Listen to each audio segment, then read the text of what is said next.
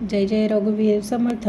श्री स्वामी चरित्र सारामृत अध्याय 8 यामध्ये रायबहादूर शंकरराव यांच्या जीवनातील कठीण प्रसंग आणि त्यांना स्वप्नात मिळालेल्या अक्कलकोटला जाण्याचा संकेत याचे सुंदर वर्णन केलेले आहे. शेवटी ते स्वामी समर्थ यांच्या चरणी जाण्याचा निर्णय घेतात.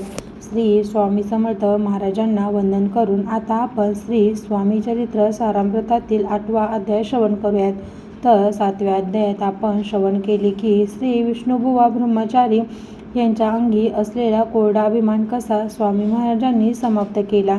तर मंडळी, आता 8व्या अध्यायात रायबहादूर शंकरराव यांच्यावर आलेल्या कठीण प्रसंगाचे विवेचन केलेले आहे. रायबहादूर शंकरराव हे श्रीमंत व धनधान्याने संपन्न असे व्यक्ती होते. पण पूर्वकर्म त्यांच्या प्रगतीच्या आड येत असल्याने ते ब्रह्मसंबंधाच्या व्याधीने खूपच त्रस्त होते. त्यामुळे त्यांना जगणे अत्यंत कठीण होऊन गेले होते.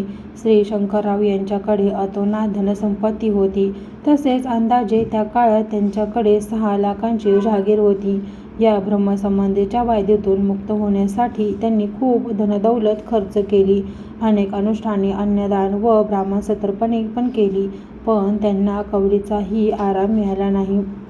ब्रह्मसंबंधाची बाधेमुळे त्यांच्या शरीरात अनेक व्याधी उत्पन्न झाल्या व त्यामुळे त्यांच्या शरीराला पण खूप जखडण झाली.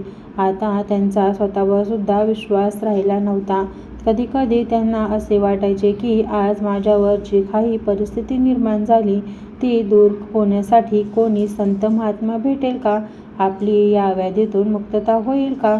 असे अनेक विचार त्यांच्या मनात येत असताना त्यांना गाणगापूर येथे स्थिर झालेल्या दत्तगुरूंची आठवण झाली व त्यामुळे ते त्या व्याधीतून मुक्त होण्यासाठी आपल्या प्रिय पत्नीला सोबत घेऊन गाणगापूर येथे आले व तेथे रात्रंदिवस दत्तगुरूंची सेवा केली.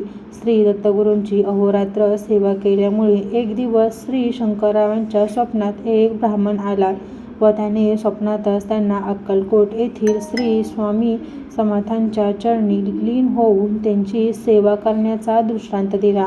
श्री शंकररावांना श्री स्वामी समर्थ महाराजांविषयी कोणतीच माहिती नव्हती, म्हणून पुन्हा काही दिवस गाणगापूर येथेच राहिले.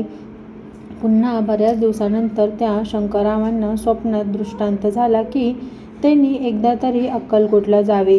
त्यामुळे त्यांची पत्नी व ते अक्कलकोट येथे रवाना झाले. अशा तऱ्हेने श्री स्वामी चरित्र सारामृताचा 8वा अध्याय येथे समाप्त होतो. जय जय रघुवीर समर्थ.